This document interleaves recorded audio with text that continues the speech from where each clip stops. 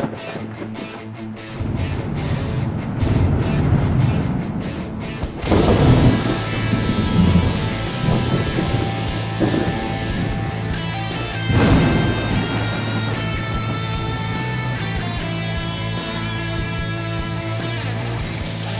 out there. Welcome to the No Shit Cast. I'm your host, Matt Frazier. Well, thanks for joining us on our journey into the Internet College of Infinite Knowledge. My co-host for this evening's festivities, none other than the great wizard of historical knowledge himself, Mr. Eric D. Smith. How are you tonight, Mr. Smith? Well, I got to say that I would back off the mic a little bit before saying I'd trade this day in for another. Would you? Yeah, it's just give me a bit of a shit day. Not a good day today? Not really. No? Those are so rare for you. Yeah, well, but they happen. They do happen. They happen to everybody, I guess. Yeah. Word on the street is. Anyway. So, we went with the Black Plague style masks now in commemoration of our current state of affairs as a world. I figured black was the way to go. Yeah. I mean, Yeah. what the fuck, right? I have ones almost just like it, but that's They're white. Yeah. Mm-hmm. I like these because they got the metal RFID chip strip in them. Oh, yeah, yeah. So they stay up on your nose a lot better. So like you can take these and kind of push down on them, and it makes like a shapes it to your nose, and it's really good for giving the government something to track you with. Right. Yeah. Like the nose. The nose. They knows Yeah. where you are. Did you see the video I put up on No Shit Cast? The guy cutting open and pulling all the. You got to go check that out. He's pulling out like tons of different electronic devices and things out of a mask. It's pretty crazy, dude. I was. I'd be concerned. It's bad, dude. I mean, it's bad. Electronic devices and masks, eh? No, only in this little metal strip that goes across your nose. I see. That's where all of the nefarious stuff is. Yeah. Yeah. Well, I suppose that makes sense. Yeah. That's where they hide it, you know. That's Yeah. where they hide it. Yeah. That's where I would hide it. I would hide it. I might even just, I would hide it. non-trackable. Oh, you mean because you weren't earlier? Now, I guess I could say, if I was being honest, I'd say now I'm more trackable. More tracked. Yeah. Yeah, the digital leash that I carry around in my pocket all the time, you know, whatever, that's no big deal. Yeah. That has a camera and a microphone listening device and and all that on it. GPS coordinating, and almost all of my apps are tracking me. Are they? Yeah. Yeah, that's what you want, though, isn't it? I'm okay with it. Yeah, don't you get a better user experience that way? I do personally, yeah. Just saying. Yeah, I do. I like it. I use DriveWise. I've been, I use the GPS app on my iPhone pretty much exclusively. DriveWise is for my insurance company, and it's keeping track of how fast I'm driving, accelerating, decelerating, when I'm driving, where I'm driving. You get discounts based on. That makes sense. Yeah. So give up some anonymity and save some money. Mm-hmm. Or make some money. I guess it all depends on how you look at it, because everybody's got to pee in a cup. Yeah, just be a little more transparent with your insurance company, and they'll give you a bonus, perhaps. No, I'm saying, you know what I'm saying, though, right? Like, everybody's trading liberty for something. Sure. Pretty common stuff, you know. To get a job, you got to go whiz in a cup. They don't have any right to do that to you, but you do it in exchange for employment. Yeah. Right? Yeah, that's true. So, somehow, this is a bridge too far. It's because of those devices, I would say. Dude, I'm losing friends over this. I'm so, I guess, I don't know, to be completely honest or whatever, open about it. But I'm looking at the way that people are responding to this thing, and selfish. It's not selfish, because selfish people do shit like give to charities because it makes you feel good about yourself, right? This is self-centeredness. This is something else. You follow me? Yeah. Like, I don't want to go down like a dark hole here or anything, but I'm losing friends over this. I absolutely am losing friends over this. And it's not just this. It's like, this is the straw that breaks the camel's back. You know what I mean? Like, it's what? Because it's not that much different than potentially being dangerous with a weapon around you. Well, I'd made the analogy one time that watching some people during this is like watching a bunch of toddlers playing with a crate of loose hand grenades. You know what I mean? Like it's like they. Well, you should start off with that Rolling Stone article. No, I already closed that shit. Did you? Yeah, we're not doing that. Well, yeah, I was going to, but you got me. You came in the door. I know. It got me all fired up about this. Do it. So no, we're not going to go down that road. We got fun stuff to do tonight, but we're just talking conspiracy. So I'm trying to tee us up for the first article. I got you. Follow me now. I follow you now. It's a common thread I'm trying to pull through. Well, you know, the state of the world makes it difficult to distinguish the type of dark humor or whatever. You know, you're not really sure if it's dark humor or if it's something else. Yeah, and am I even being humorous? Right, yeah. Yeah, you hear so much stuff, you just got to think and stop for a minute and stop and think for a minute and stop and think or think and stop, whatever you need to do. I'm starting to question everything, man. Like, it's like, I don't know. It's like, is this really necessary? Is that really necessary? Should we be doing this anymore? You know, everybody needs to be studying philosophy right now. There's a lot of wisdom in that shit for sure, huh? Yeah. Anything come to mind? Well, when you're, a lot of the stuff about reality and what's real and not real, what's, not real, and people having different interpretations of a table like we've talked about before, right. Things like that. When there's so much information out there and disinformation out there and sources really can not be credited. That's not a word. Accredited? Accredited. But you guys out there can use credited. Yeah, that's a good anytime you like. Yeah. That's like strategery. Yes, yeah, exactly. or feeling insuperior. Insuperior. Yeah, I feel very insuperior right now. Oh, I like that one. Insuperior. Yeah. Don't know what it means, but it sure sounds right. Yeah, it sounds good. No, just, it's hard to distinguish facts, I guess is what I'm saying. Everybody's got their sources that they cite, but nobody actually has went to that source or knows that source personally. It's kind of like when we were talking about 107 and we were all arguing about science and stuff. Like, no matter what, not me, not the other person, directly talk to the scientists involved in whatever it was that was being observed and interpreted and theorized on, right? And none of us built the satellite. All we have is somebody else's opinion, more than likely. Right. Like we seen a show, heard something, read something. But, and today, though, you almost really need to go deeper than that, and it's almost impossible. Whatever sites you're sourcing doesn't really mean anything anymore. But the information has lost its value because none of it can be substantiated. There's so much of it. That's true, and it's not true. And I'm going to argue that because I live in a world of standards, okay, where we have scientific and engineering standards. Mm-hmm. Those are all tested. They're validated. They're you know what I mean? They become a standard. Okay. And we rely on those standards every day as engineers to make the choices that we make, whether it's material science or even, like the type of programming and stuff that I do. So, that being said, there are institutions and or sources of information that are really, really good. Okay, they're not 100% though, and they never will be. Consider this though. I've made this. I don't mean to cut you off, but I see good. this all the fucking time where they'll take on a news show. They'll take like a cable news show and they'll put someone like.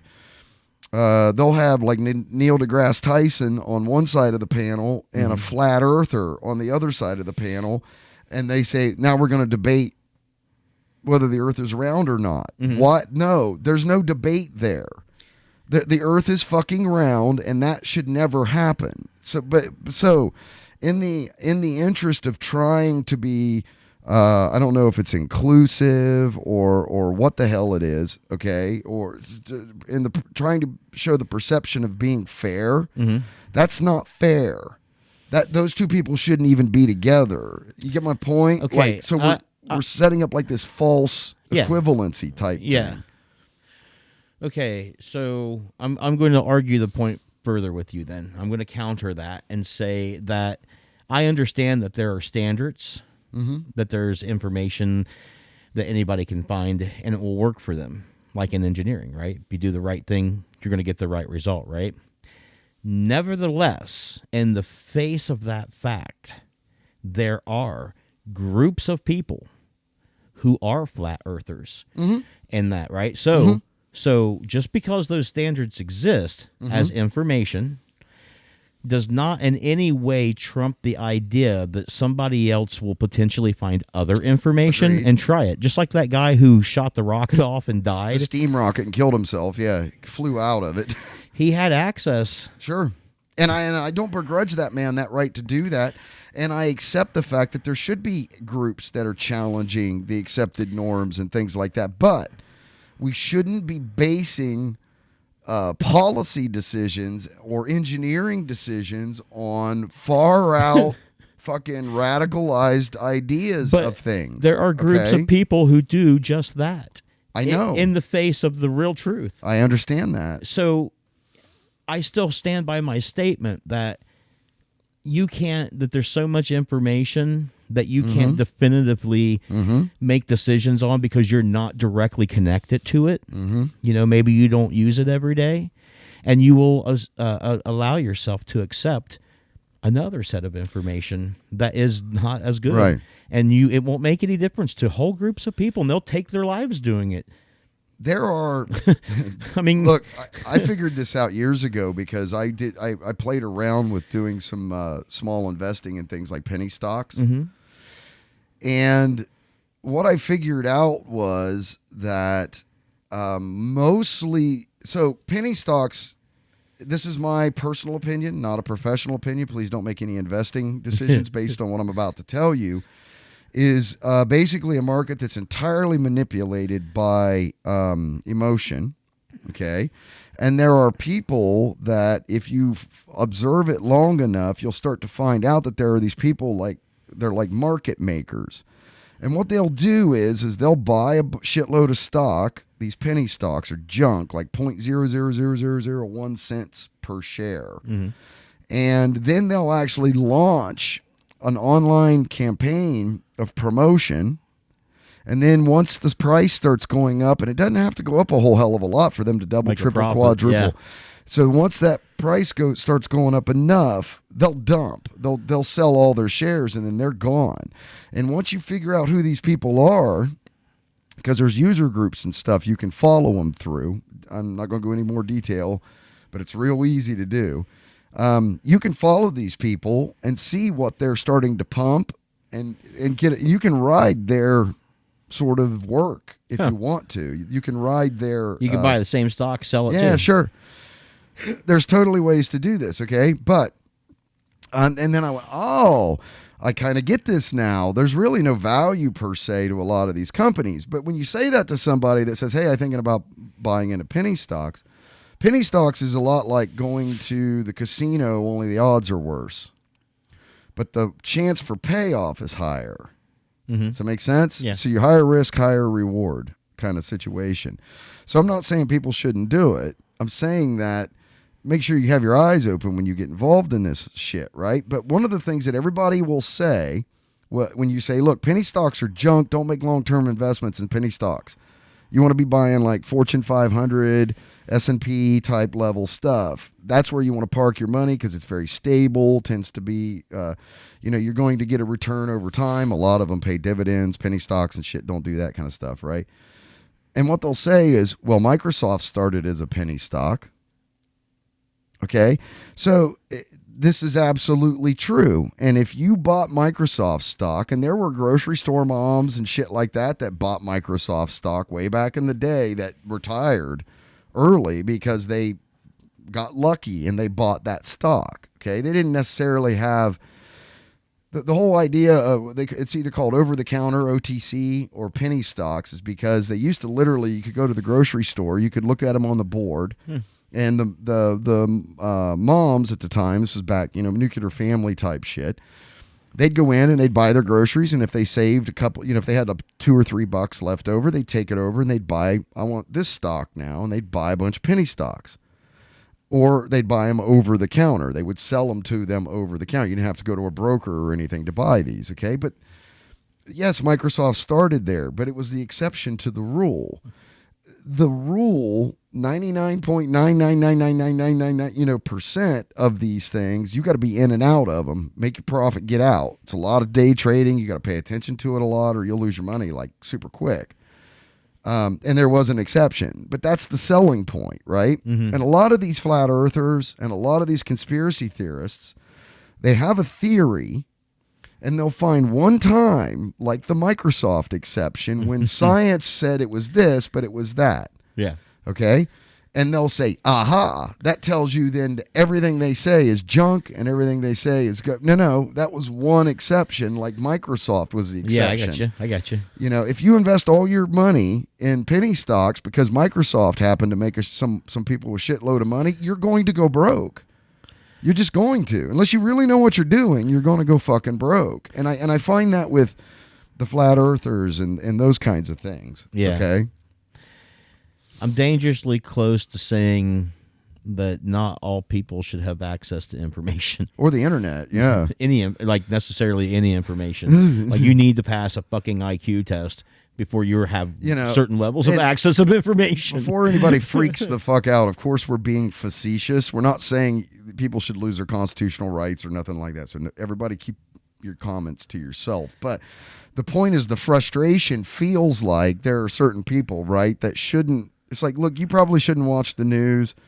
You shouldn't be on social media. I remember this meme one time. This woman put up, I don't know what it is. I just put up my opinion on da-da-da-da-da, and everybody's got to argue with me. And someone said, hey, are you new to social media? And the woman was like, yes. And they go, well, welcome to Thunderdome, bitch. Right. But for her own protection, maybe she should never have had access to it. We've had that Tom O'Neill podcast that Reed and I did. It's been out. Just performing great, phenomenal book. That's good. And how timely does the shit we learned in that come with what's going on in Portland and like they're black bagging people off the streets and shit. And I'm going, hey, I read that in a book from the fucking 60s, But it's been up there forever. And someone recently just commented and said, Tom O'Neill's book's bullshit. That's it. On YouTube, right? And I'm thinking, did you even read the book? The logic overwhelms me. Ooh. I must submit to that opinion. I literally, I don't, because I see the comments because we actually interact a lot with different people on the YouTube comments. You just don't tell me how many people hate me, I'm sure. No one's ever said they hated you. Not so succinctly, I'm sure. Not so succinctly. Probably lots of colorful metaphors. There were lots more expletives in there. But I got a kick out of it because it says, you have new comments. I looked it up, and I just laughed out loud and just moved on. I'm like, okay, Bubba. Thanks for listening, though. It's a view. I don't give a shit. If he listened to the whole thing and decided that it was bullshit, good for him. Let me make one friend in the world. You're right. It was bullshit. That's why I wasn't on the show. Oh, conspiracy type stuff. That's not true, though. That's not why I wasn't on the show. No, you weren't available that day, I don't think. No, I wasn't on the show that time because I didn't feel that I had enough knowledge. Added much to the subject matter. Yeah. I didn't feel I had a lot to say because I didn't know a lot about it. Yeah. And I hadn't read the book.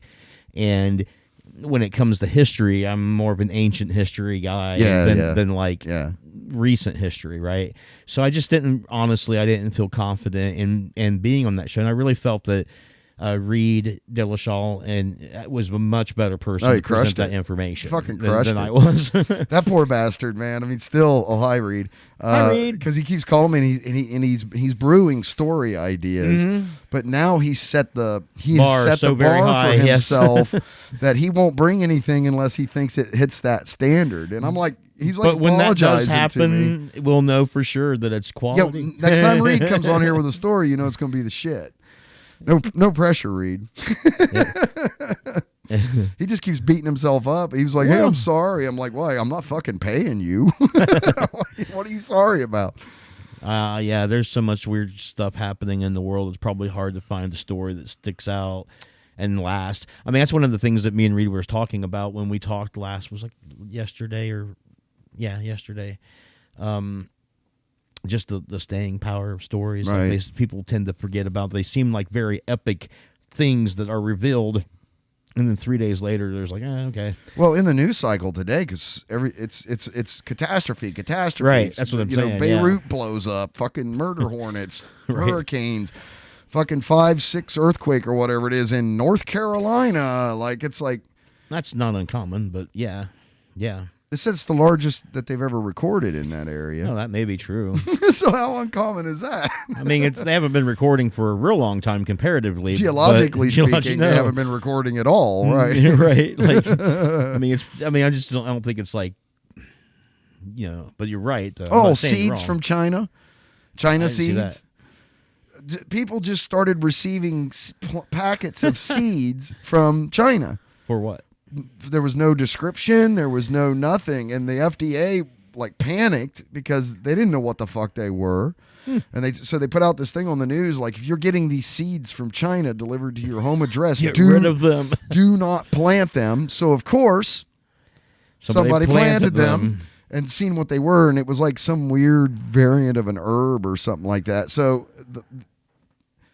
the official story that I've heard is that it's one of these like phishing things where a company sends this stuff out and then they want you to review them online, kind of thing. So they're fishing for positive reviews to feed their online presence or something like that. Or trying to start a war. We're not sure. I don't fucking know, dude. I don't know what it is. And maybe and if they're slick enough, because they know Americans, somebody's going to plant them. And that's exactly what happened. Individualism is important. Maybe they're slick enough that only like 1 in every 50 packets was the whatever plant that's going to invade and destroy our whole country. I don't know what we're doing here, man. It's this weird, right? Yeah. What was the Kismet? That was Kudzu. Kudzu, yeah. Kudzu is from Asia, right? Correct. And then the yucca plant came from Mexico, right? I think you're right. Yeah. Kudzu is a big deal down south. Yeah. I mean, they have prison gangs chopping it down. And you just can't get rid of it. They can't get rid of it at all. But boy, is it green and lush. Yep. Grows all over everything. I thought I saw something where they were like pinning in goats in areas that had like large kudzu. And they go through and eat it all down, and they just move like these mobile Did we do that pens. on a show? I don't think so. We might have. Fuck, who knows, dude? I don't know. We're at the 160. I remember that too, episodes. though. Mm-hmm. Using goats to do that. I've seen them use them to clear lots and shit too. Like do the same thing with a portable electric fence. It's like a wide ribbon electric fence. Keeps them all inside, and they'll just like you can rent goats to come out sorta and pasture on your property and knock a bunch of stuff down. Rent a goat. That was actually a thing on Shark Tank. I was going to ask a company that did that. I think it was in California. Is there any way you can reach out to them and see if they'd like to sponsor us? Because I would definitely like to do an advertisement for Rent-A-Goat. For Rent-A-Goat? Yeah. I don't know. We'd have to find them. But right now, like everything's locked down. I don't know. Bro, you haven't been following this, but I have because I'm sort of in those circles. But of what I view and shit. The Joe Rogan Experience leaving L.A. Going to Spotify, right? No, that was already done. That's the intellectual property. But he's literally moving his podcast out of Los Angeles and moving it to San Antonio, Texas. Oh, why is that? There's a bunch of people that are leaving Los Angeles now. A bunch of entertainers and stuff because him in particular, but I've heard a lot of people bitching about just sort of the overall condition of Southern California and the quality of life there. The traffic's fucking horrendous. There's just a ton of 20-some million people right there in that same area. It's a lot. And the point, and then it's very expensive. And for a lot of these folks, the point of being there was being close to, like the comedians was the comedy clubs and actors was Hollywood for the acting roles and being in that area for that industry. But all that shit's locked down. And these people are all starting to ask the question. It's like, why are we here? Yeah, why are we here? Why am I paying all this money if I can't. I mean, I'm paying all, and same with New York City. So it's happening in a lot of major cities. People are splitting.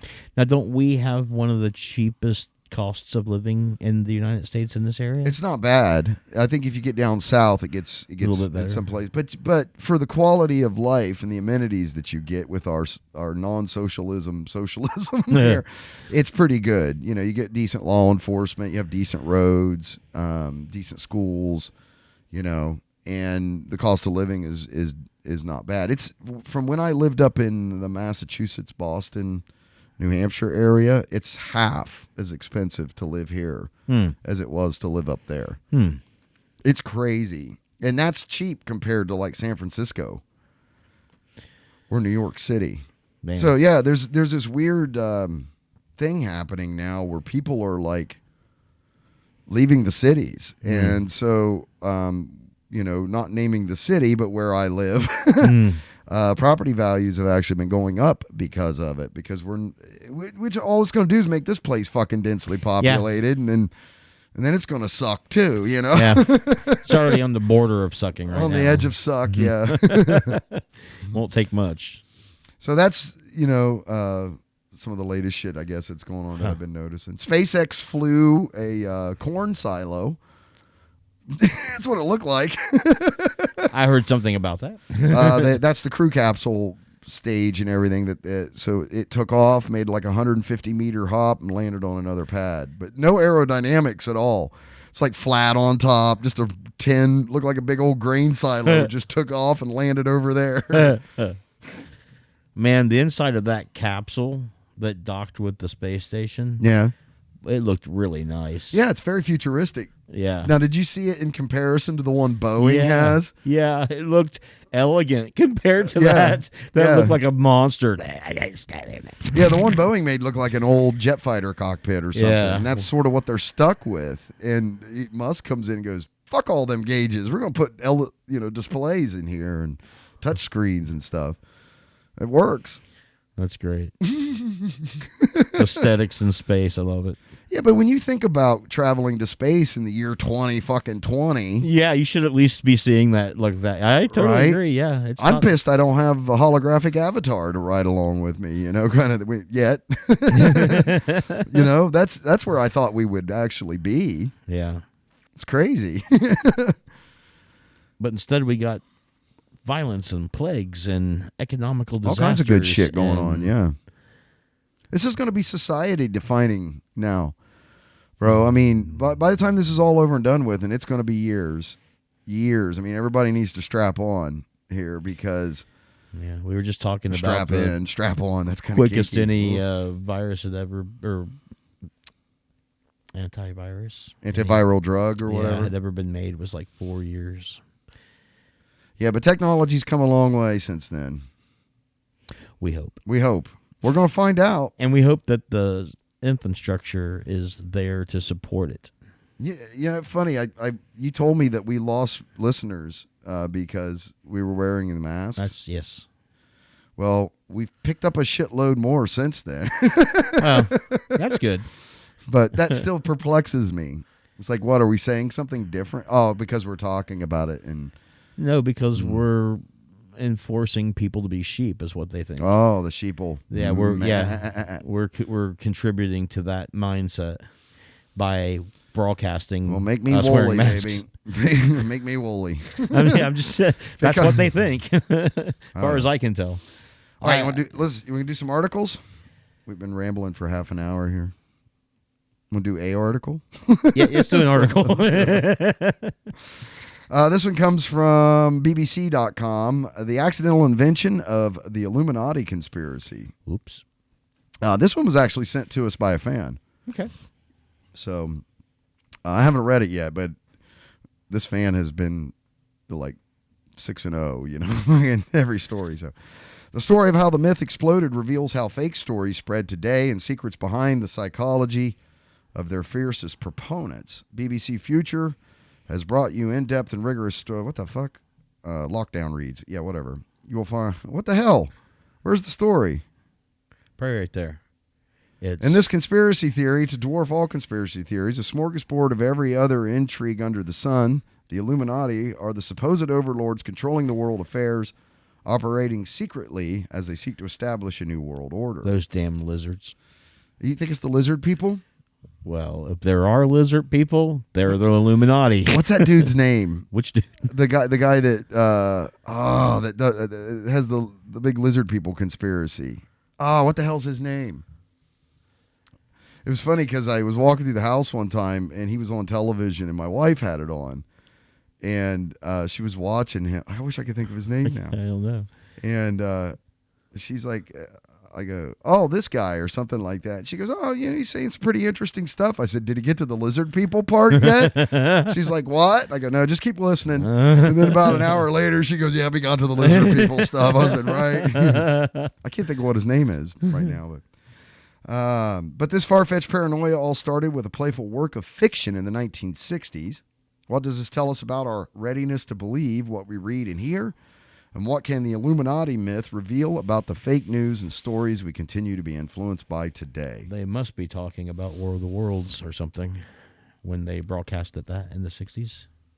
You think it Was that the 50s or the 60s? That was like the 50s. It might have been the 50s. We had television in the 60s. Yeah. War of the Worlds was a radio thing, right? Yeah, Orson Welles. When most people try to look into the secret society's history, they find themselves in Germany with the Enlightenment era order of the Illuminati. It was a Bavarian secret society founded in 1776 for intellectuals to privately group together and oppose the religious and elitist influence over daily life. It included several well-known progressives at the time, but along with the Freemasons, they found themselves gradually outlawed by conservative and Christian critics, and the group faded out of existence. Or did it? Dun, dun, dun. That is, until the 1960s, the Illuminati that we've come to hear about today is hardly influenced by the Bavarians at all, as I learned from author and broadcaster David Bromwell, a man who has dedicated himself to documenting the origins of the myth. Instead, an era of counterculture mania, LSD, and interest in Eastern philosophy is largely responsible for the group's totally unsubstantiated modern incarnation. Well, that don't sound so bad. No. I'm familiar with some of that stuff. I'm like the counterculture mania and the Eastern philosophy, because that's what it was cult panic that gave rise to satanic panic that gave rise to predator panic and so on. Yeah. So I can still see that there's common DNA is there. Probably that common DNA that was in the book Chaos too.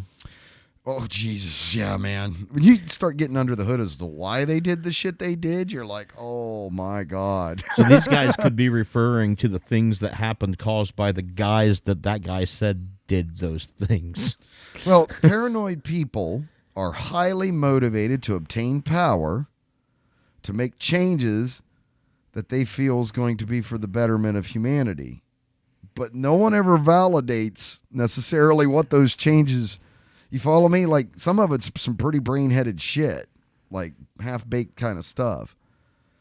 It all began somewhere amid the summer of love and the hippie phenomenon when a small printed text emerged, Principia Discordia,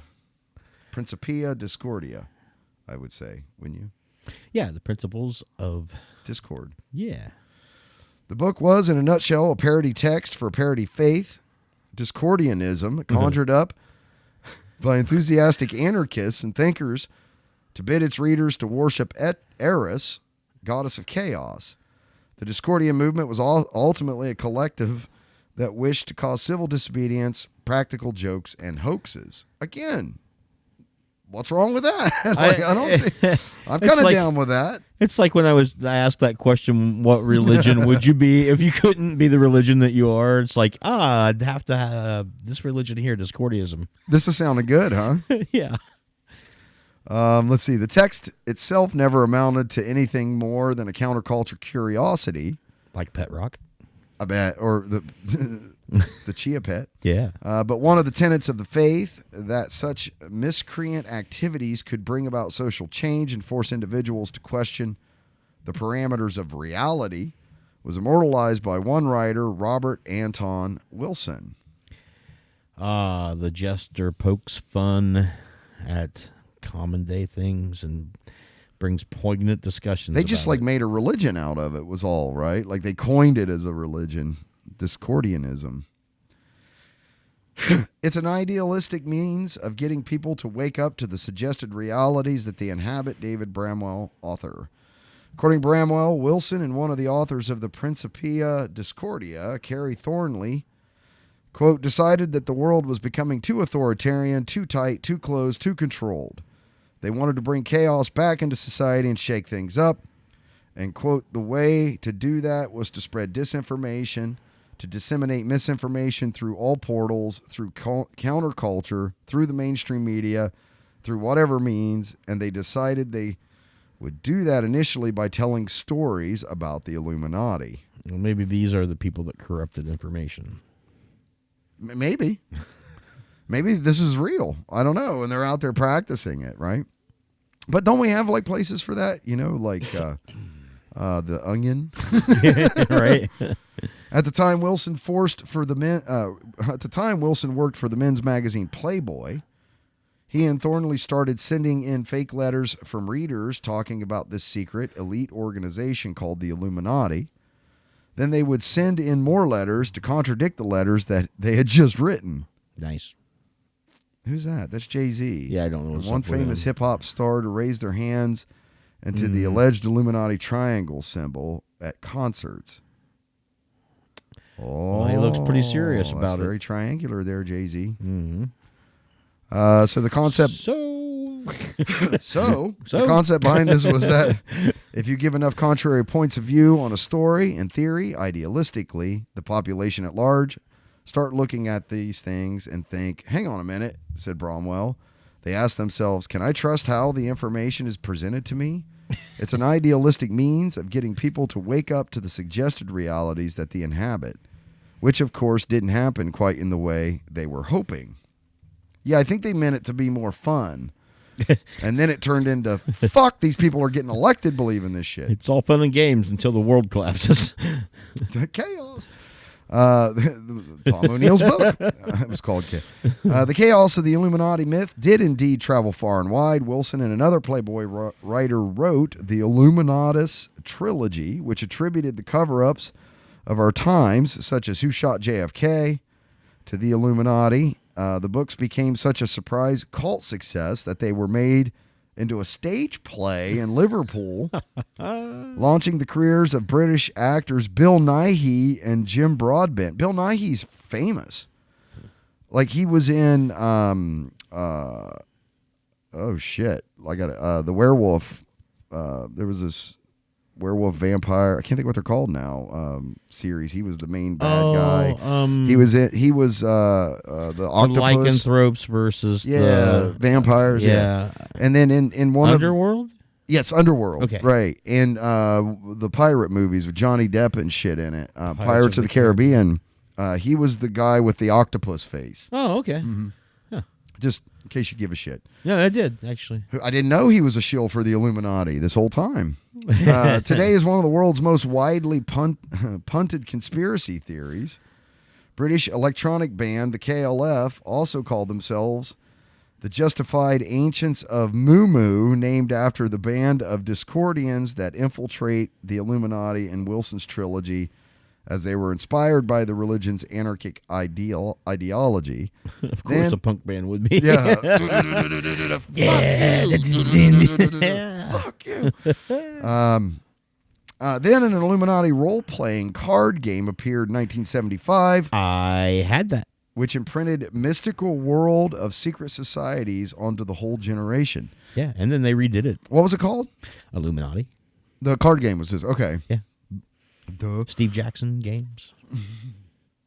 Do we know Steve Jackson? I don't. Okay. I think he's like in Europe. Oh, okay. Well, that makes sense. Yeah.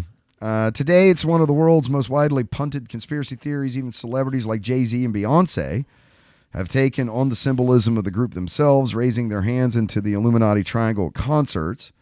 It's hardly instigated the mind-blowing epiphany, the realization that it's all fake, which the proponents of Discordianism had originally intended.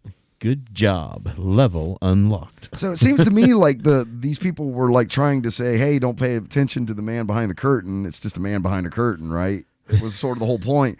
And then it itself became its own like like, oh my God, people. There's a guy behind the curtain. People just like sign up for it and claim that they're followers of it, but there's no way to validate it. Like someone could come along and Jay-Z could come along and say, I was trained under Master Moon Pumbaa or some shit. And that makes it different from any other religion. How? Oh, I agree. Can't substantiate it? Okay. People were just like, oh, that sounds legit. Sure. That fucking resonates with me. I think I'll follow that now. How many substantiated religions do we know? Well. Good point. Yeah. It's not like you can ring up the deity and go, hey, I need you to explain some of this shit. Here. We need some proof that's irrefutable.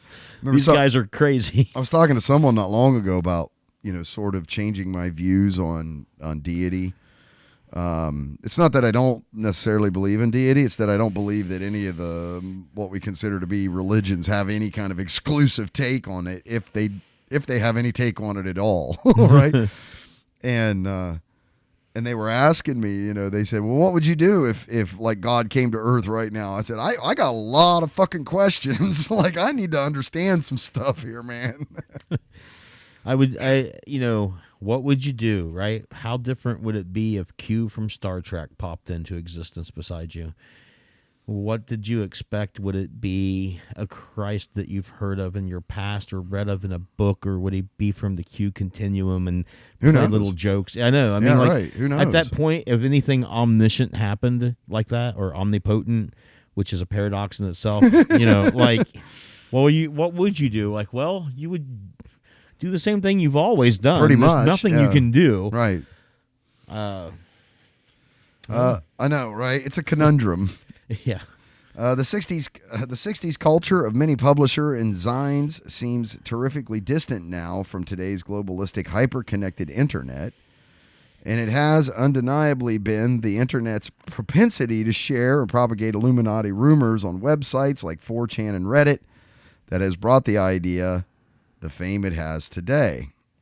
We volunteered fucking 100 episodes ago. Like, I'm like, hey, I'm down. I want to be in the Illuminati. Yeah, right. Pay me. I'll spew out your pablum. I want to be rich, bitch. I want to be rich. Let's cash in on this. Nothing. If we're being paid to do it. Not a peep, not a phone call, not a... Maybe because you just got to join a religion and decide to do it. Maybe you don't ever get paid. It's just people that want to breed chaos. I don't want to do that. Without being paid? Oh, if you pay me, I'll do it. That's what I'm saying. You don't want to join it as a religion. Hey, baby, I'm not cheap, but I can be bought. Let's be fucking real here, okay? I want to be rich, bitch. I mean, it looks like the stability of law and order is falling apart anyway. Anyway, what the fuck?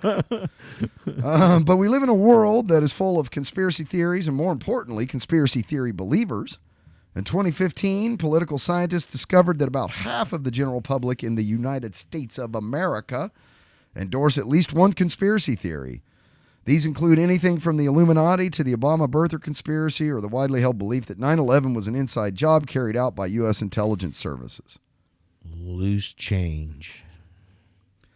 Quote, there is no one profile of a conspiracy theorist. Now, see, here's my problem with that. That was a term that was actually created by the CIA. Conspiracy theorist? Theorist, yeah. And anytime you questioned the official narrative about something, they would just call you a conspiracy theorist and automatically categorize you as a whack job. However, it doesn't mean that they don't do nefarious shit that they should answer for. Yeah, and sometimes kind of bizarre things they've done in the past. Oh, my God. Especially with Cuba. Yeah. My brain just fucking locked up, dude, because it hit me with the flood of other things that we could be talking about, too. All these off-book programs. Dave, what's his name? David, he's like a Fox News, I think Fox News correspondent he's a former CIA guy. And he was just on Rogan. And Rogan goes, basically, he's like, so what about all this MK Ultra fucking shit Tom O'Neill came out about? Like, this is all documented evidence. And watching this guy spend 20 minutes not saying yes. Oh, it was a different time, and it was this, and it was that. And, well, and obviously, I don't know, just him. I mean, dude, and Rogan basically didn't say anything. He just sat there and let him talk for like 15 minutes to not say no. Wow. I mean, he said yes. He didn't say no, right. is what it was, right? He did not deny it happened. He just tried to explain away why it might have happened. Yeah, well, it's different. There were different societal structures back then, different belief systems. You got to understand, Joe. It was what you got to understand is what you were doing was running whorehouses where you had the prostitutes giving unsuspecting Johns LSD. So that creepy fuckers could sit behind two-way mirrors and observe them. Okay, did you have Kleenex and hand lotion too there? No. Never mind, I wasn't gonna. Yeah, maybe. Anyway, there's no one profile of a conspiracy theorist, says Viren Swamy. I trust him. Professor of social psychology at Angela Ruskin University. Where? Anglia Ruskin University. That's got to be in Europe or something. Quote, there are different perspectives of why people believe in these theories, and they're not necessarily mutually exclusive. So the simplest form of explanation is that people who believe in conspiracy theories are suffering from some sort of psychology. So anytime now you question the official narrative, they can not only say you're crazy, but a doctor says you should probably be committed. Scary shit, right? Yeah. Very Orwellian. Very Orwellian. Yeah, you got to put the or in Orwell. Another conclusion researchers have drawn to is that these stories could provide a rational way of understanding events that are confusing or threatening to self-esteem. Quote, they give you a very simple explanation, adds Swamy, who published research in 2016 that found believers in conspiracy theories are more likely to be suffering from stressful experiences than non-believers. Other psychologists have also discovered last year that people with higher levels of education are less likely to believe in conspiracy theories. I've heard that a lot. I don't know how. Maybe they just discovered it, but I think I've heard that for like 5-6 years. Recently. Yeah. Well, yeah. Yeah. But I don't know about that, though, because I know some really, really educated people that believe some wacky fucking shit. Really? Yeah. We'll talk about that off. Anyway, the big change now is that politicians, particularly the current president, are starting to use, I didn't want to like inflame anyone. It's Donald Trump. Are starting to use conspiracies to mobilize support, Viren Swamy, Anglia Ruskin University. Okay, so now you can say, and it's this group of people are all crazy, thereby, you see what I mean? Like, this kind of shit worries they me. can be controlled with a conspiracy because they're apt to want to believe it. I've always been, and this is going to be really hard for people to believe that watch the show, but you know this, that I've always been a very strong sort of personal civil libertarian type. That's where I always kind of come down on things. Yep. And I was really concerned when they just coined this phrase terrorist. Okay? Mm-hmm. Because terrorist is a very generalized sort of term. What does that mean? Does terrorist only apply to people of foreign birth? No. Now we have domestic terrorists. Mm-hmm. You see what I'm saying? So then you start heading down this weird slope of categorizing people. Thereby, it makes it easier for you to say, well, they don't deserve certain rights or certain representation under like making people have a psychological problem. Then you can say, well, they're a danger to themselves and society. They don't get due process because they're not actually breaking any laws or just saying inflammatory shit, right? Mm-hmm. You don't get due process anymore because what you have is a mental condition, and now you should be treated somehow extrajudiciously. That bothers me. And I'm not on the side. Like, I think a lot of these people are fucking batshit ass crazy. I agree. I was going to say, to play devil's advocate, what if that was the case? What if it was provable that they really are suffering from a mental illness? Oh, no. I thought you meant that they were saying shit that's batshit crazy. I mean, what if in a world that they could definitively say that anybody that believed in a conspiracy actually was suffering from a mental illness? And we're assuming that the conspiracy is fake and not real, right? Like, we didn't land on the moon, for instance. Right. And what if that was the case? What if anyone that really believed that actually was outside of the normal spectrum for health and could be considered sick? And sometimes there people are. Yeah. Okay. Because this is where you went right after. You're like, I know these people are crazy. I'm like, I know, but what if they really are crazy? It's a possibility. I mean, I just learned recently that not every person on the planet has an inner monologue. Really? You have an inner monologue? Yeah. You know, not everybody does. No, because I've even talked to myself out loud before. Yeah, me too. Yeah. Yeah, rationalize things out, talk through problems and stuff like that. Or just say things to myself as I'm driving in the car. Not often. Yeah. But I don't know, man. Like once every 5 months or something, I'll find myself just talking to myself. There are people that walk among us that their thought stream is just linear. So it's connected right to their mouth. They just say it without thinking is what you mean? Sorta, yeah. That's because are we heading toward sarcasm or are we heading No, I'm being dead serious. Okay. Like, I freaked the fuck out, too. I was like, wait a minute, what? People don't... Yeah, there's people that can't sit down and go, you know, I wonder if, you know, and think through something, right? They just digest information and they feel compelled to do things. Huh. And that's sort of like there's a barrier of insulation that's sort of missing there. That kind of makes sense because I don't know what percentage of the population they are, but no, dude. But I know people who let things get to them and then will post it on Facebook, and it seems like instead of alleviating it in a cathartic way, it actually fuels their personal involvement with the subject matter. Yes. And then they continue to just stay on that loop. Well, they call it's technically called the echo chamber, right? Because the algorithm feeds back into that. Yeah, because they start jettisoning people off of their page that disagree with them until they just have a group of people that agree with them. Yeah. Like, I've never blocked anybody just until recently, and it was...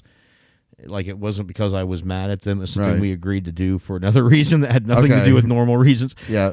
And I've only been blocked by one person, like in 8 years, right?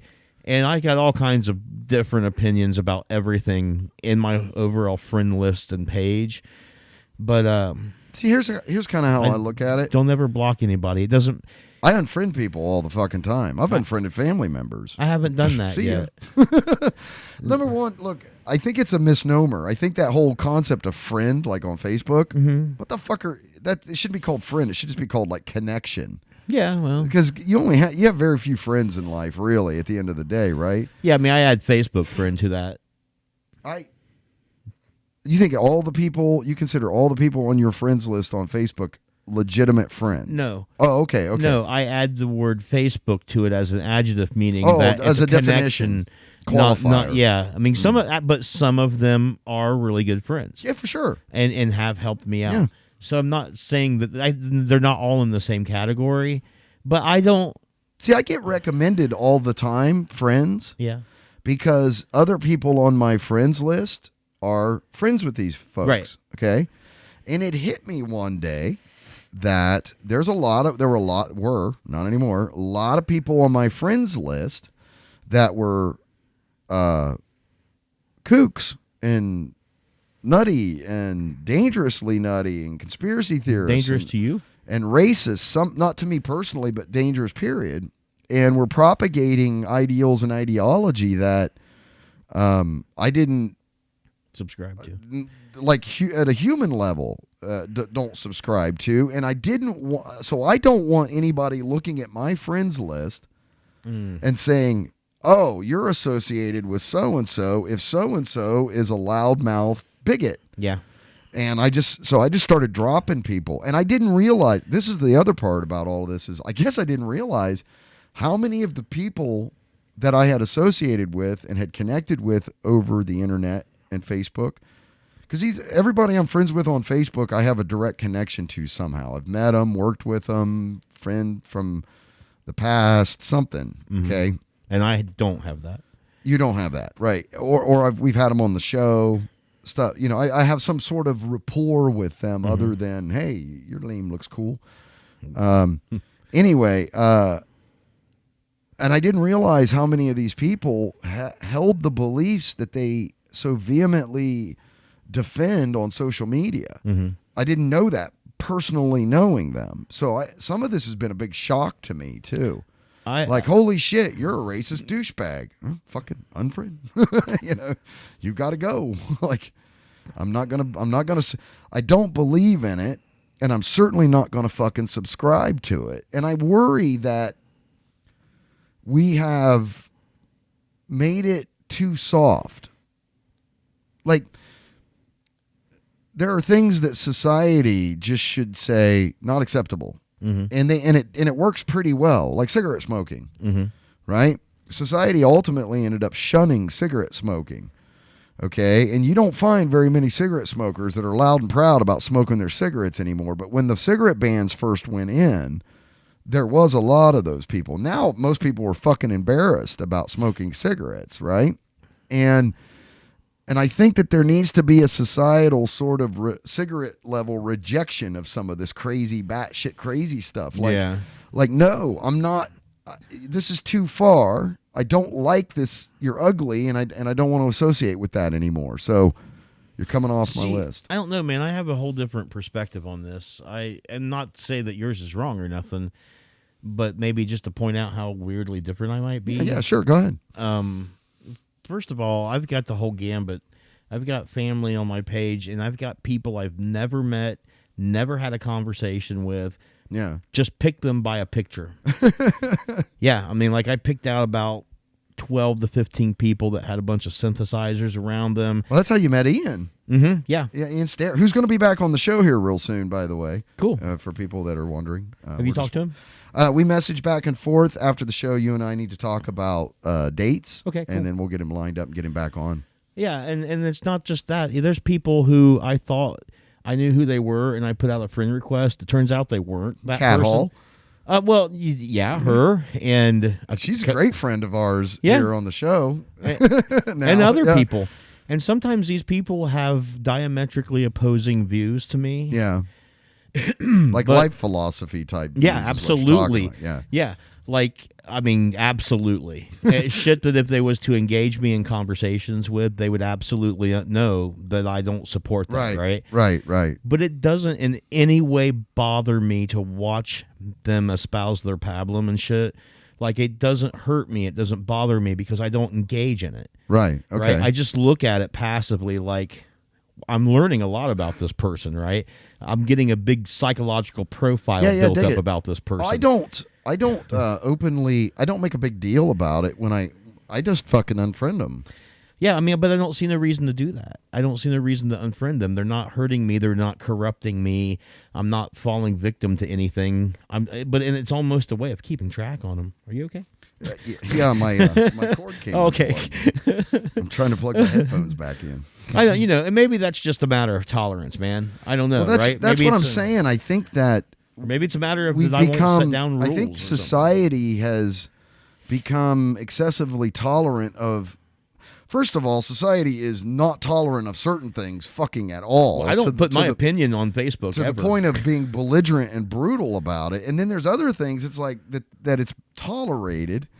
That you would think, hey, we need to quit tolerating this shit. In general, as a decent society, some of this stuff should be not handled legislatively by politicians. We should just be all like these fucking things. Okay, what is so fucking hard about this? Like, why is this? Why does this have to be such a rub with so many fucking people? It's ridiculous. Yeah, everybody's okay with pretty much wearing their seatbelt. Why not a mask? Pretty much, yeah. Or clothing. It's the same principle, too. I mean, you're asking that be wore a seatbelt so that you can stay within the parameters of your brake, accelerator. Position of control. Yeah. Because if you got bumped out of that position, your car could go out of control and hurt somebody. Yeah. So it's not necessarily even to save your own life. Correct. It's to save somebody else's life. Correct. Just like the mask is. Exactly. So what's the difference? So what's the fucking big deal? I don't know. Why you does even this get have fined to be if you such get a pulled big over deal? and you didn't have. Yeah, I don't know. They've even accepted getting fined or pulled over as a reason to be pulled over. We're circling back onto this bullshit again. Well. Anyways, back to the article. The picture that this paints of modern America is a dark one. Speak of the devil. Especially for Swami, who's I love his name, who has seen a change in who normally promotes conspiracy material, particularly in South Asia. Conspiracy theories have been a mechanism for the government to control the people. In the West, it's typically been the opposite. They've been the subject of people who lack agency, who lack power. Remember I was telling you? And it's their lacking of power that gives rise to conspiracy theories to challenge the government. Like with 9/11. If people lack power, conspiracy theories can sow the seeds of social protest and allow people to ask questions. You can't put me in my place. I know what's going on. I really know what's going on. I know the truth. No, you can't tell me. I know. Rage on. I got the power. The big change now is that politicians, particularly Donald Trump, are starting to use conspiracies to mobilize support. All right, I'm not going to get into bashing the president here. That's political shit. I mean, just turn the news on. But yeah. Good Lord. I'm not going to bash guns right here. Just shoot yourself in the fucking head. I mean, you'll see what I mean. Look, history is going to be what history is going to be. In this case, history wasn't what we might have thought it was. So it turns out that the Illuminati was a joke that some people didn't get and turned it into like a legitimate... Took it too seriously. This is bad when you take a joke too seriously. I just watched this. I subscribed to this thing. It's like, what's it called? It's like honest movie trailers. And they did Battleship Troopers, Starship Troopers, which was a satire. Even the book was a satire. Yeah. Paul Verhoeven, I think, directed it as a satire. I know people personally who didn't get that. and as far as I know to this day, still don't get that was a satire making fun of things like extreme patriotism and nationalism and statism and all these kinds of things. That's what it was about. Yeah. No, that's why people just got squashed all the time by the bugs too. You know, just rolled over by the bugs and all kinds of shit. Yeah. Anyway, I don't know where I was going with that, but anyway. So moving on. See, like you earlier, I was trying to segue into this by saying giant penises. No, but I was talking about history, but giant penises are something to be venerated, at least in Asia. Now, that's not because they have anything of any particular size over there. I'm just saying they have penis festivals is what I'm saying. Are you apologizing in advance? Yeah, because it sounded bad or something. Like, that's not what I'm saying. Any misunderstanding here. It's totally my fault. It's totally Eric's fault. Yeah, my uncultured swine's self.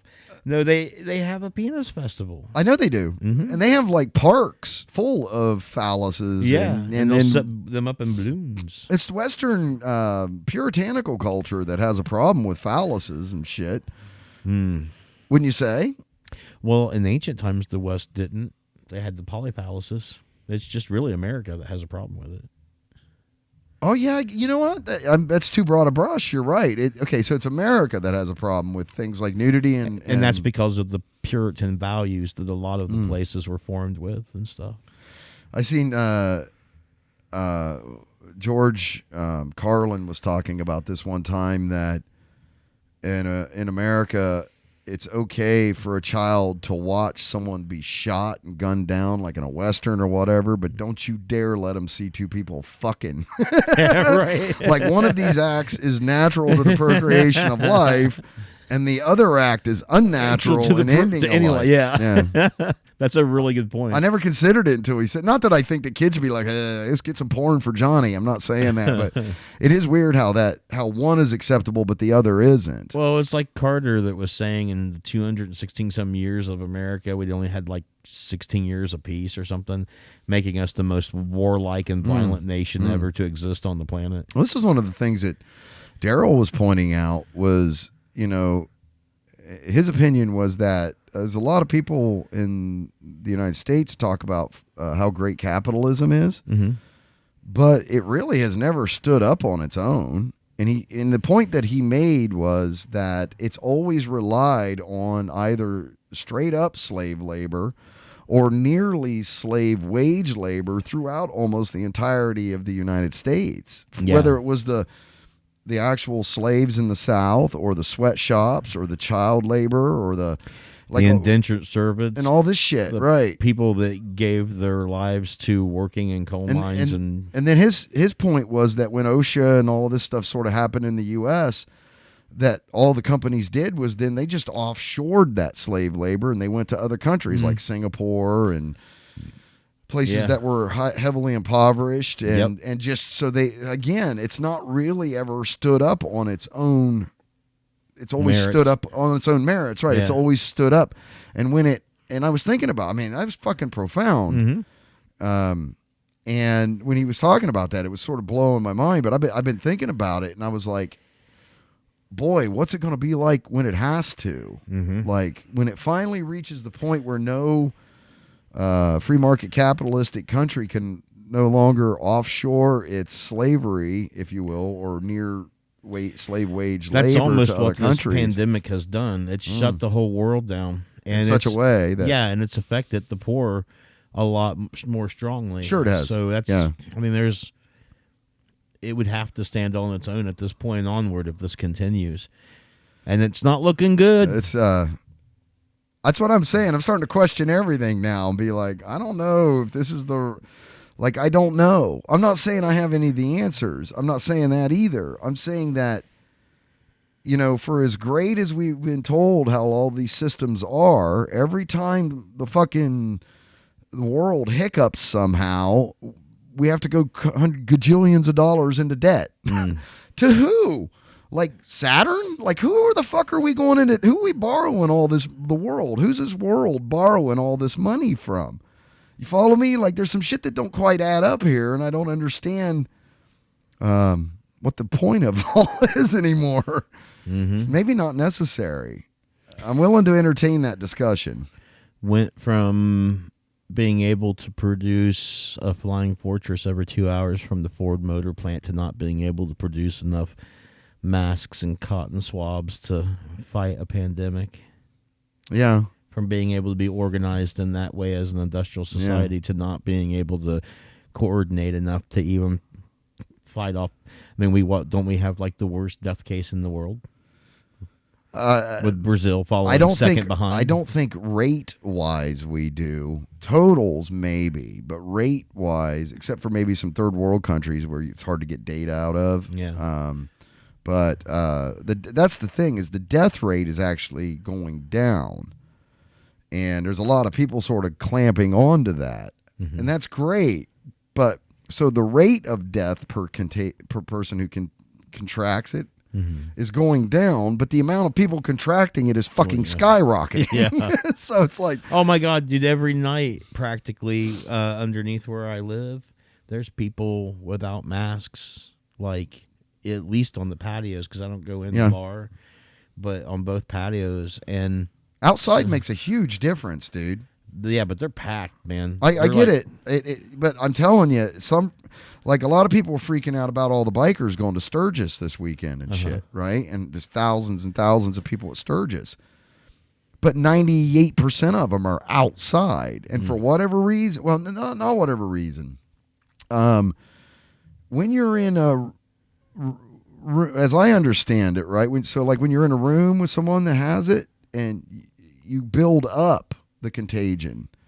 But when you're outside, because the volume of air is so large, the parts per million, if you will, is always so fucking low that it makes it much harder to contract it just through casual interaction outside than when you're inside and that shit's getting trapped in the room and being constantly like recycled in the room. It's why air conditioning, because air conditioning just takes the air inside that room and recirculates it. Yeah. So sealed up air conditioned rooms, your chance of contracting it goes up much higher. But if you're outside, it goes way down, which is one of the reasons why I don't think we've seen enormous spikes from it during all the Black Lives Matter protests, because they were outside. So I would have thought there would be like, oh shit, here we go, man. And I think we even talked about that on the shows. Like, man, these protests, this fucking number is going to blow up. That's not where it's coming from. It's coming from indoor bars and people were congregating together inside for long periods of time. That's like the worst for contracting. Well, that's terrible, because then I share a vent with them and I live upstairs. Absolutely. Yeah, absolutely. Now, the chances of that particulate matter in mass getting far enough that you would contract it through all the fucking ductwork and stuff, I think there's probably some dividers. I hope so. But it might not be a bad idea to like throw a fucking Filter, a filter pillowcase over top. or something, Yeah. or something over top of it, just Yep. in case. Yeah, we talked about that because that was one of the big things was people were saying, you know, the virus is so tiny, no fiber, it can go through. It's like, yeah, dipshit. That's not. It's in your spit, fuckhead. You know, Yeah. we don't want it. You know, we don't want it. That's where you're floating The around. mechanism for travel is the spit. If you can stop the spit, you can stop the travel. You minimize it. Yeah, well, yeah. Tremendously. Yeah. Stop. You know, we'd have to be in vac suits, but Yeah. you know. Yep. Anyway, so here we go again down this road on this bullshit. It's a hot topic right now, man. Hey, man, we started off with penises, and we ended up on co-virus. Again. Britain's, Back to the penises. Back to giant penises. Britain's naked Cerne Abbas giant. I'm going to say Cerne Abbas. Giant chalk figure might not be so ancient after all. If you guys wonder what it is, it's the guy that's drawn on the country hillside. He's holding a club over his head. He has some weird nipples and a giant, perfect phallus. Yeah. That, God damn it, dude, I'd be proud to like model. Yeah. Yeah, those nipples need to be adjusted, though. The nipples definitely need to be adjusted. Something going on with his left thumb. But that is something that John Holmes would be proud of right there, carrying it. Yeah. The Cerne Abbas giant, the club-wielding giant naked man etched into the English hillside is perhaps not as old as many assumed. Yeah, because they thought it was like ancient. Yeah. Ancient. Yeah. Despite having his caveman-like appearance, the guy is unlikely to be prehistoric and most likely created during the late Middle Ages at the absolute earliest. Damn. The Cerne Abbas giant can be found on a chalk hillside in Dorset in southern England, standing 55 meters or 180 feet tall. It consists of shallow trenches created into the shape of a man armed with a club and a 10.5 meter or 35 foot erect penis. Bum, bum, bum. That's a big penis. It has its own incidental music. Yeah. Dun, dun, dun. Yeah. Anyway, the earliest documentation of the naked giant dates back to the 17th century, although there has been much debate around when exactly it was carved. Find out when that penis was carved. I want to know, how old is this? I will fund your phallus? project. According to fully funded. I know, right? Here's a blank check. According to archaeologists Martin Papworth and Mike Allen, writing in Current Archaeology, they found a collection of tiny snail shells at the site that shows that the artwork could not have been created any earlier than medieval times. The snail pieces, known as the vineyard snail, I'm not going to pronounce the Latin version, Snaily yuccius, first arrived in Britain during the 13th and 14th centuries through trade with mainland Europe. Quote, there are 118 species of snails in Britain. That makes more sense. Mm-hmm. And many of them are habitat specific. So the preserved shells can help us establish what a landscape was like at a certain time and to track changes inland use over time. Papworth, a senior archaeologist at the National Trust, said in a statement in March before their project was completed. The UK's National Trust, the authority who owns the artwork, is also hoping to delve further into the question to determine how old this mysterious hillside chalk figure is with its own project. They're going to fund someone, too, to check out the age of the penis. I need to know, how old is the penis? No one is quite sure who this well-endowed giant is supposed to represent. Local folklore has long held that the man is a symbol of fertility. Well, yeah. Like druids or pagans, right? Perhaps linked to older pagan beliefs. That's my. If you don't get fertility out of looking at that, I don't know what you're going to get. You might get flush. Many have also suggested it might be an Anglo-Saxon deity, while others have pondered whether it depicts the Greco-Roman hero Hercules. Well, whoever it is, he's got unlevel nipples. He's deformed. Some even say he was created by a 17th century lord to mock Oliver Cromwell, the notorious English statesman who was sometimes sarcastically referred to as England's Hercules by his enemies, with the club representing his harsh authoritarian rule and the penis mocking his puritanical views. Now, wouldn't you make his penis super small? No. You're saying he is a big penis? Is that? No, if he's got puritanical views, that means... to mock the puritanical views. Yeah, that means he's real yeah. modest about sex and stuff like that. So showing him with a big giant erection would be embarrassing. And then they etched it enormous into the hillside. Yeah, I mean, out of all those things, that really seems like the one that I would pick. Understanding the human condition. That makes the most sense, doesn't it? It really does. It was done just to piss off the guy in charge. Yeah. I will settle for that. It's just like they just did that recently with the Black Lives Matter. They printed that on the road. Yeah. I mean, for a different reason, but people are still making big signs to get the message across. Yeah, for sure. And putting it on everything. Right. Yeah. The mystery remains as unclear as ever, although it's hoped a more solid dating on the artwork could help narrow down some ideas about who carved the giant and who it is meant to represent. In recent months, the giant has received a makeover. They made his penis bigger. During the COVID-19 pandemic in April, residents in Cerne Abbas noticed that someone had added a face mask to the giant. The National Trust wasn't pleased with the unauthorized modification, saying it risked damage to the fragile site, although the move was said to have helped many of the locals' lockdown blues. So they put a... Yeah, I woke up one day and seen that. That's great. That's awesome. Yeah. That's the end of the article.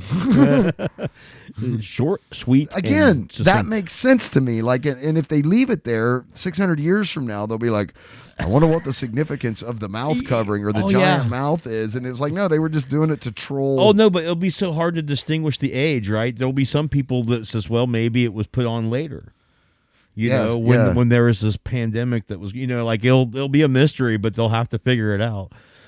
Well, the Sphinx, had the head of a lion, and then it was carved into a human or something. 10,000 years ago. More than that, right? Jungles of Egypt. At the time. Heavy rain erosion. Heavy rain. Yep. It was a cat. It was a giant cat. A giant cat. or a. This is a Hancockian. It is very situation. Hancockian. Yeah. I mean, he actually wrote a book about that, and of course. Adam West and Robert Schoch later on talked about that. Yeah, Robert Schoch is a Boston University geologist. Yeah. And went and looked at it and says, yep, it's rain erosion. Rain erosion. Yeah, everybody else looked at it and said, yep, wind erosion because there's a lot of salt. Don't be hating on Bob Schoch. Yeah, I know. Fucking conspiracy theorist, you. Yeah. Because... You sheeple. Exactly. I should just submit to the idea that cat, 10,000 or more years ago, 2,500 years ago, in the jungles, the rainy jungles of Egypt, was there because prior to that, people had escaped the Cydonia region of Mars, and they came down to Earth, and they made some cities. Is this what Robert Schoch believes? This is the whole mythology. This is Robert Schoch, Adam West, or not the Batman.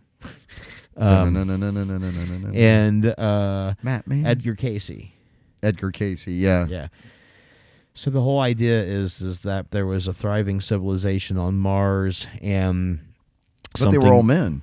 No. There's men and women on Mars. No. I saw the book. Men are from Mars. Women are from Venus. Yeah, but in this case, before that book was wrote, these guys had men and women and children on Mars, and there was a civilization. And if you look in the Cydonia region, you can see a dolphin effigy, a 5-sided pyramid, a city, ruins of a city, and some other things. And these people escaped Mars, came to Earth, founded Atlantis, and made satellite cities in Carthage and Egypt and a couple of other places around the world, and brought technology with them of astronomy, architecture, math, and their symbol was a dragon, which is supposed to account for why dragons in mythology are in every culture around the world. Because it came from space. Well, because it came from the Atlanteans, and that was their symbol. Their symbol. And they were the ones that created the first 4 societies, like the Indian society, the Chinese society, the Egyptian society, and the Struggling. Sumerian. What is your fucking problem with all this, Eric? I don't get it. What do you mean? How can you not believe all? I mean, it's evident, isn't it? Oh, yeah. Occam's razor. Logic, reason. Yeah. No, I mean, it just seems like that's a bit much. Although I do have some satellite pictures of the Cydonia region, and I have mapped out that area to scale to see how big these structures are, and I have created fictional interiors for them that would fit inside those structures, and I have done that in a game. But you don't think it you don't think it's all. You don't think it's real? No. No. Done all this shit, but you still don't think it's real? No, but it's interesting. Very. And super interesting. Yeah, super interesting. And I would rather it be real than not. But it isn't. But as close as I can get to making it real is by studying it and playing it out in vehicles that are made to tell stories, like role-playing games. Yeah, sure. So, and watching people interact in that environment to see what it might have been like. Yeah. So it's kind of like a thrill for me to do it for sure. those reasons. Yeah, I get it. But yeah, I mean, that's the whole thing. Like, that society was supposed to be there 10,000 years ago because they were a colony city of Atlantis. Egypt was a colony city, and so was Carthage of Atlantis. And the popular theory was that the Atlanteans came from Mars, from the Cydonia region. Right. And yeah, so, I mean, that's what's implied by saying that the erosion on the Sphinx is done from water 10,500 years ago. That's when they came here. Well, that's when they were here. Yeah. But they came a little before that. Or sometime before that. Yeah, because they had to establish Atlantis, then they had to have time for making colony cities and spreading their information about astronomy and architecture. The Pentagon says they have vehicles that are not man-made. Maybe those were some of the vehicles the Martians used to come here. Maybe. What? Wouldn't it be wild if it was fucking true? Yeah, because it's not really even like aliens. Yeah. That would imply that we were the Martians. That's the great. This is the great thing about being the skeptic, playing the role of the skeptic. Right?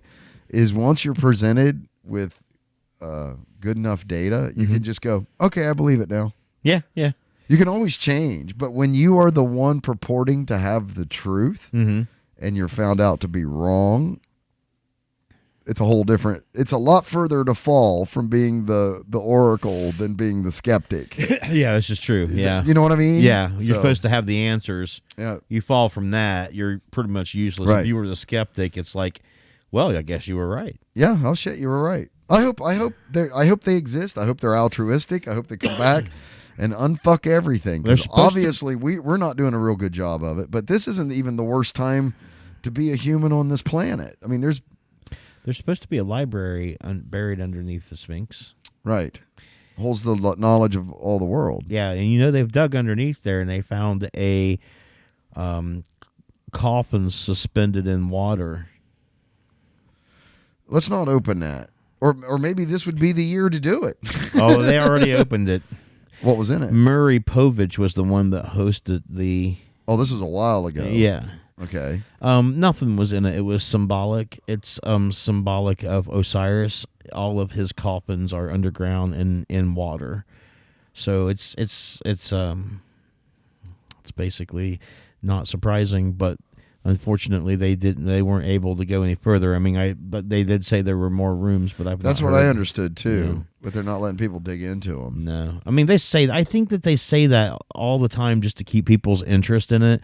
Because it was like that with the pyramid. For the longest time, they were sending little robots down these shafts, and there's a room behind this, and it's like, yeah, but it's pretty much nothing there.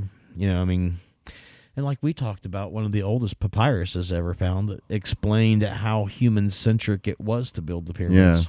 Yeah.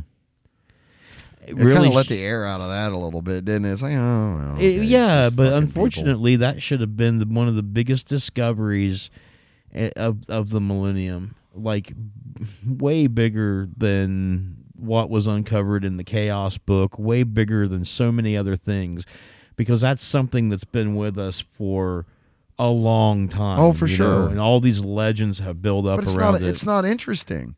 I'm sorry, it's not exciting. Yeah, to find out that it's just a bunch of fucking schleps, Right. like us that just did it. Right. I mean, it's inspiring, but not entertaining. Not entertaining. Yeah, And it's exciting. Great it's great to see what the humans can do, Mm-hmm. even that long ago, right? Right, With right. no pulleys and shit. Yeah, I mean, with crude instruments. Yeah, as man, far it's- as we know, crude Yeah. instruments. it's a big deal, man. It's like you should have faith in the human condition, because they can't do those things. That's so far So beyond normalcy that you would say an alien did it. I don't think the ingenuity of, I think people give ancient human beings a bad rap. Yeah. Like, I think the thirst for being innovative and creative and to change things and adapt things better is just inherent in us as a species. What Yeah. was the limiting factor was shit like material science, Yeah. tools. We're defined as the tool-using creature. And the standards, Yeah. understanding the standards Yes. of materials. And, and things. what you can do with Mhm. that once you understand that. So once that shit started getting sort of cataloged was when we seen the big explosion. But Yeah. that Yeah, and it's that power that those standards had that you referred to earlier in mechanics and physics, Yeah. that you would think would blow away any doubts or arguments that people would have about things like flat Earth. Well, But it does still, for- nevertheless, there's these groups of people that it doesn't do that for. But it's like that article said, educated people tend not to believe in this. True, Why? Because they've been they educated. can be educated, so they understand how this shit all sort of works together. Yeah, that's what led me to believe that maybe elitists should be running the show. That's Other people right. should have access to information. Maybe we'd be better Which led off. you to say, like, well, let's not talk about The that world because needs we're a- going to get bad ratings. The world needs a producer like that monitors everything. I had this discussion with somebody who was saying some shit about how medications are made and stuff like this, right? Was going on this rant. Mm-hmm. And I've built pharmaceutical facilities. Right, so you know the And I'm like, no, you're completely wrong. That's not how any of this works. And luckily the person I was talking to was reasonable when I said, look, I've done this. What you're saying is not true. I don't want to get into the gory details because I don't want to out the person, but it's striking how much people propagate, but it's generally based on a lack of some fundamental understanding about one or two basic things. Sure. Now, Samuel Clemens, Mark Twain said, it's easier to fool someone than it is to convince them that they've been fooled. Mm-hmm. And that's where I think the crux of the matter lies. So when you take somebody that has maybe a limited understanding of the complexity of a subject matter, Mm-hmm. once they find some sort of thing that links it all together in a comfortable way for them, man, they don't want to let that fucking shit go, No. period. Because the learning curve to get that in and of itself was hard for them. Yeah. It's a struggle for them. They find it pretty challenging. Maybe they shouldn't have access to that kind of... That's full circle, right? I'm just Coming full circle. I'm being dogmatic and silly. I'm not necessarily suggesting that because I don't think that would work, but it's fun to poke fun at fun at, yeah. people who just don't get it. Well, that goes back to where society, I think, needs to start shunning this shit again. Number one, we got to stop putting them on platforms and regarding them as equals. Okay, Just like- they're not. No, I'm You I'm know? having images of wives in the 50s who were being told what to do, and if they got hysterical, would be smacked and was often given Valium. Oh, for sure. Like, Well, I'm not saying that things shouldn't be challenged. yeah, I know. I'm just Okay. That's the dichotomy, though, right? We- It's like this all the time, back and forth. You get it. It's hard to find it. We are arguing now things like water's wet. cold is the absence of heat. Hmm. Like there's certain fundamental things we know, and because we understand how these things work, there's a lot of derivative shit, right? That subsequently becomes also true. And that's the problem. You don't put an oceanographer on a panel with someone that says water's dry and consider them a fair and equal debate. You follow me? That's what I'm talking about. Like, too many idiots are getting... How do they get a group of people behind them cheering them on, the idiots?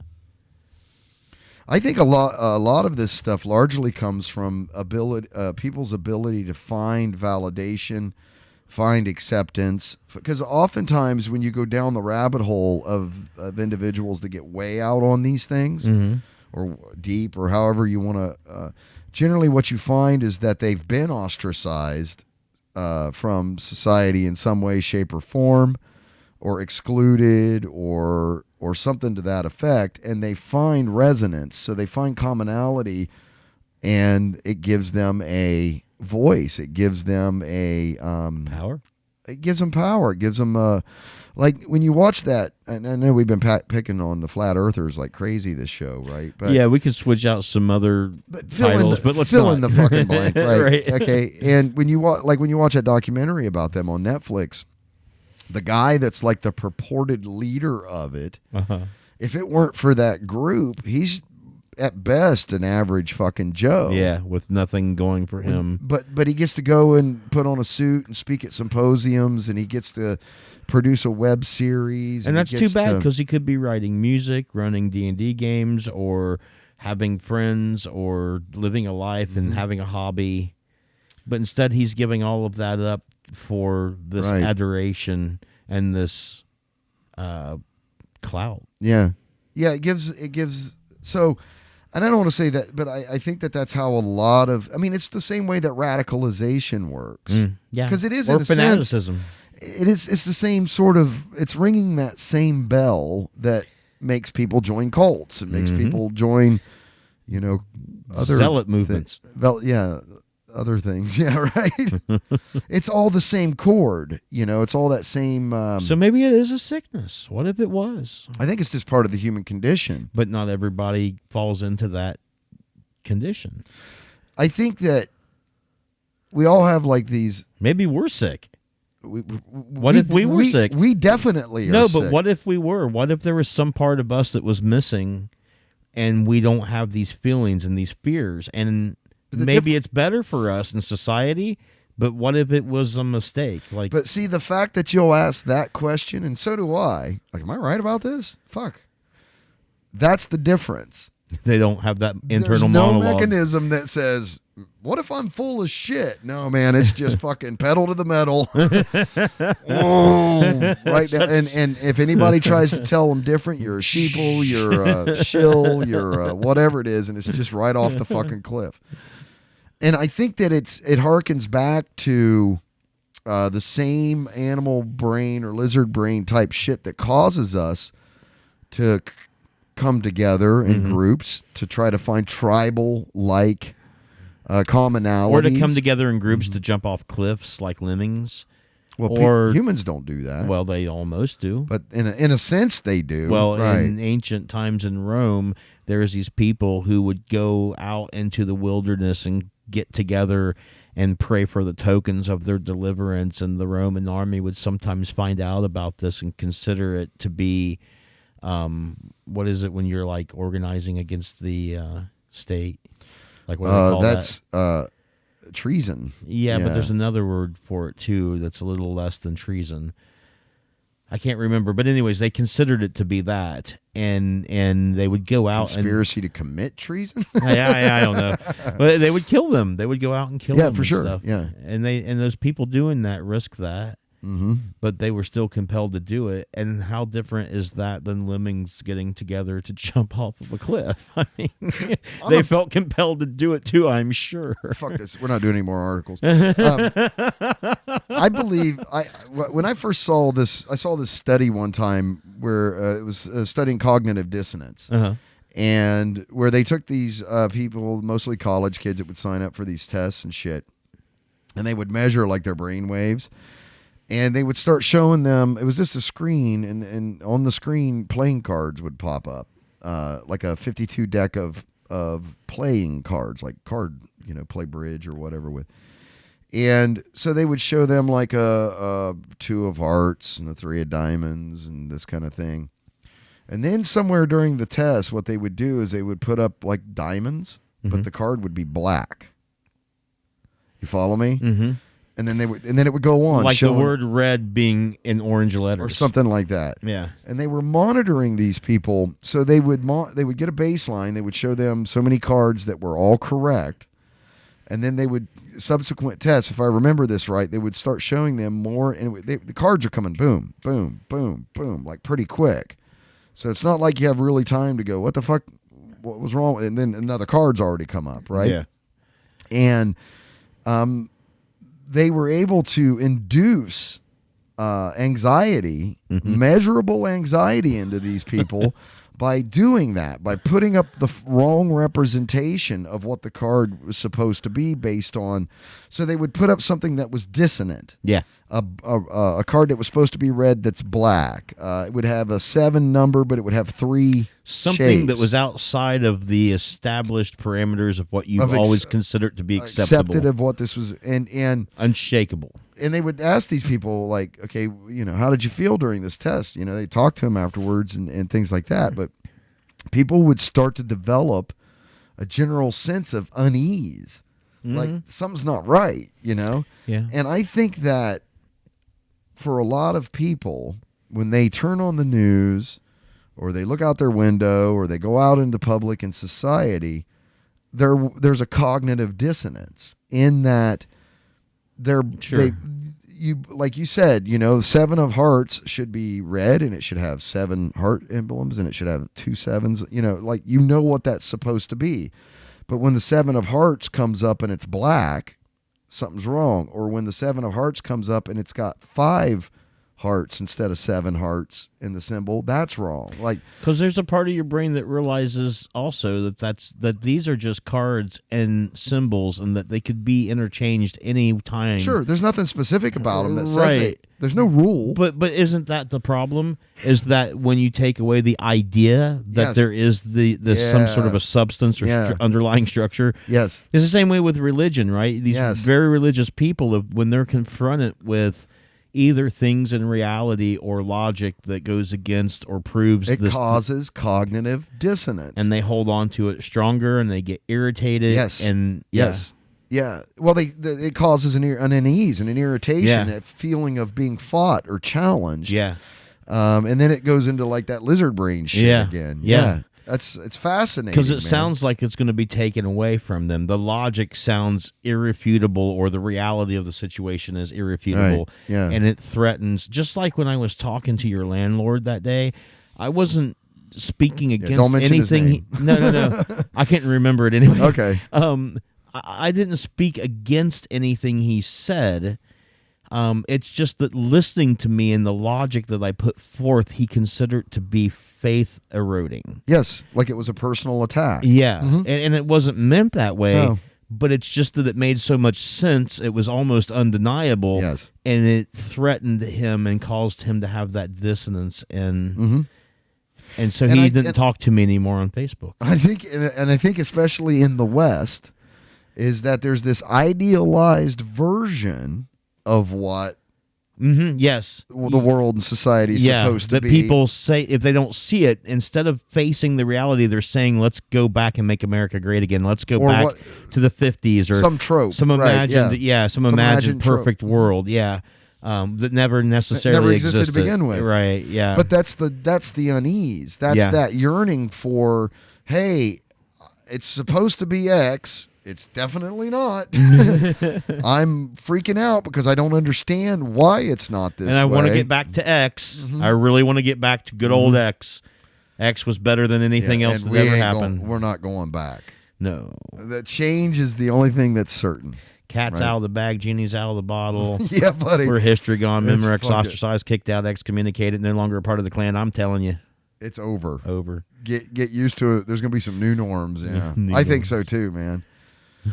Anyway, so let's wrap up there, man. We've done over an hour and a half here. We did a good show. It's good stuff. Glad to be back. We took last week off because the Overwatch summer event started, and I fucking got wrapped up in doing that. I watched some TV shows. Yeah. I watched Project Blue Book on NBC. Oh, the series? Yeah, I didn't know it had the guy from Game of Thrones. Yeah. He's like the scientist. that Yeah, it explains was really cool. I everything. blew through the first season pretty readily.